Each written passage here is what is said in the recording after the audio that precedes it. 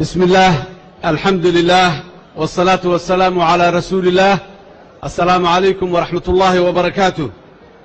مدعوينها الجمهورية فدرالك الصومالية مدن محمد عبد الله فرماجو دمان مرتي شرفتا كسو قيب قشي حفلة هي دمان دولتها ددوينها الصوماليات يا ملاحظة الصومالية دمان تود وحن لها مركز. السلام عليكم ورحمة الله وبركاته. سلام كجدال سيدا هل كان لوجا وذا دواجي ما أنت مالين آدي آد وين أو تاريخ الصومالية ملكر أو وين كجلي سوايه dadki iga horeeyo dhan ayaa ka hadlay. waxaan rabaa inaan aad iyo aad ugu hambaliyeeyo madaxweyne maxamed cabdullaahi farmaajo oo aan weliba u duceyno ilaahay inuu xilka la garab galo. waxaan sidoo kale aan aad iyo aad ku darayaa codkayga Soomaalidu dimuqraadiyiintii ugu horeeyay Afrika in ay ka mid yihiin oo ay yihiin dad ilaa bilowgiiba ilaa iyo duruufuhu marka qaarkood u diidaan mooyaane markay fursad helaan in ay dhaqan ahaan dad dimuqraadi ah oo jecel in talada dalka iyo dadku mar walba ay ogolaanshiyaha iyo rabitaanka shacbiga codkooda la aqbalo inay yihiin. aad ba dad badan oo madaxdii halkan ka hadashay ay arinta aniga iigu bogaadsan, laakiin waxaan rabaa ma ihi aniga ninkii soo bilaabay. walaalkay Sheekh Shariif ayaa iga horeeyay oo sidaan oo kale 2012kii si degan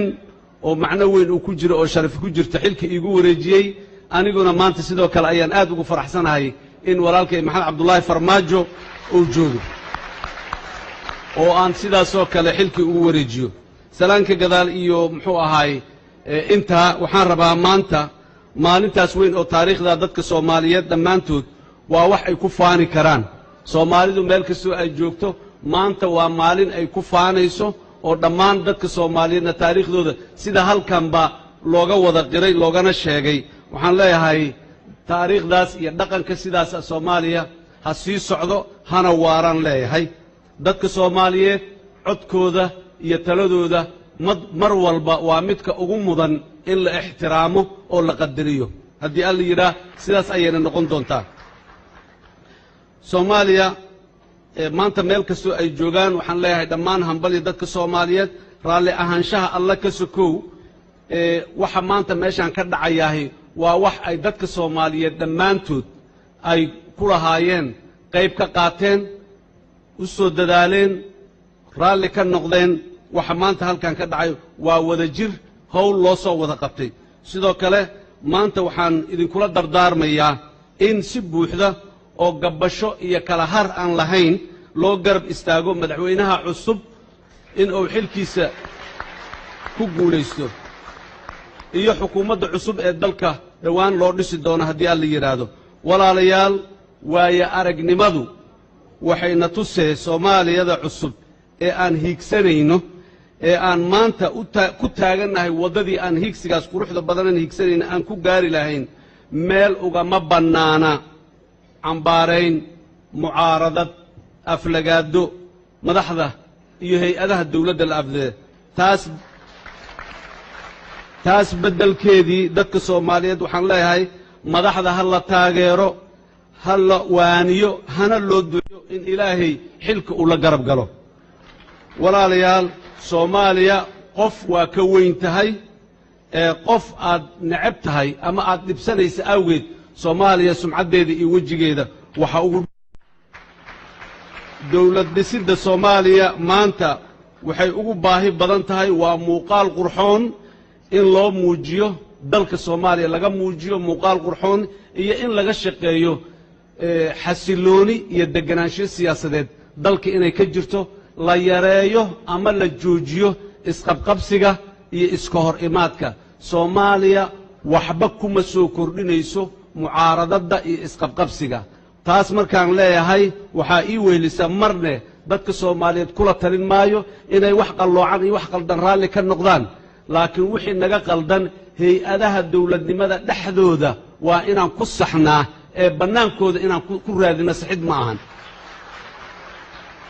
taariikhda iyo waaya aragnimada Soomaaliya waddadii aan soo marnay waxayna tusay isku day kasta iyo wax kasta oo xendaabka dawladnimada bannaankiisa lagu sameeyahay in aanay hirgelaynin. haddii marka hore ay u muuqdaan xataa inay hirgelayaan ma waarayaan. laakiin wax kasta oo xayndaabka dawladnimada dhexdeeda lagu sameeyaahay mar walba way waarayaan waana dhaqan galayaan dib u dhiska dawladnimada Soomaaliya iyo dib u soo kabashada dalka guud ahaan waa xaqiiqo dhab ah oo maanta aan la hor istaagi karin horeyna u socotay maanta waxba nama tarayso hebelaa iileh iyo koox hebelaa iileh iyo dal hebelaa iilaha dhibaatadan waxba nama tarayso wax kasta oo dalkan ka dhaca wanaagiisa iyo xumaantiisaba dadka Soomaaliyeed ayaa iska leh waa inaan wanaagiisa mar walba inaan lahaana aan ka shaqeyna haddii aan la yiraahdo waxa ka dhacaya dalkeenna waa dadkeenna waxa ay sameeyeen wixii hore u soo dhacayna mas'uuliyaddeeda waa inaan qaadnaa waxa wanaagga ee maanta socdana oo soo bilowday mar horene waa inaan ku naaloonnaa oo aan ku faannaa dhammaanteen sidaas daraaddeed caalamka annagoo kaashanayno annaguna iskaashanayno Soomaaliya waa inay isku tashataa oo ay hore u socotaa tajribada waxayna tusaysaa wadadii aan soo marnay burburkii dawladnimada ka sokow caalamku dawlad nooma dhisi karo waa la soo tijaabiyey waa suurtogeli weyday dawlad dhisideenna iyo dawlad wanaagsan iyo dawlad xooggan iyo dalkeenna oo baraaro gaaro waxaa mas'uuliyaddiisa dusha ay ka saaran tahay dadka Soomaaliyeed iyo dawladdooda waana inaan u wada istaagnaa arrintaas annagoo kaashanayna dabcan caalamka oo aan ka mid nahay haddaba anigoo ka faa'iidaysanaya munaasabadan weyn ee maanta waxaan u mahad celinayaa dhammaan madaxdii Soomaaliyeed ee ila soo shaqaysay muddadii 4 sano ahayd ee aan xilka dalka hayay sidoo kale waxaan u mahad celinayaa dhammaan madaxdii aan walaalaha iyo saaxiibada ahayn ee Soomaaliya soo garab istaagnaa muddadii dhibaatadu Soomaaliya ay ku jirto dhan waxaanan halkan uga codsanayaa mar kale inay sii garab taagnaadaan Soomaaliya iyo madaxda cusub ee maanta timiday si dalkeennu haddii alla yiraahdo oo hore ugu sii socdo madaxweyne maxamed cabdullaahi farmaajo iyo xukuumadda cusub ee dhalan doonta haddii alla yiraahdo ayaguna waxaan kula dardaarmayaa koow joogtaynta iyo xoojinta wixii horay Soomaaliya ugu qabsoomay labo dhamaystirka wixii qabyo ka ah iyo saddex unkidda rajo cusub oo lagu dul dhiso wixii noo qabsoomay intaa kadib waxaan leeyahay Soomaaliya ha noolaato Soomaaliya ha midowdo Soomaaliya dawladnimadeeda ha xoogaysato idinkuna noolaada wassalaamu calaykum waraxmatullaahi wabarakaatuh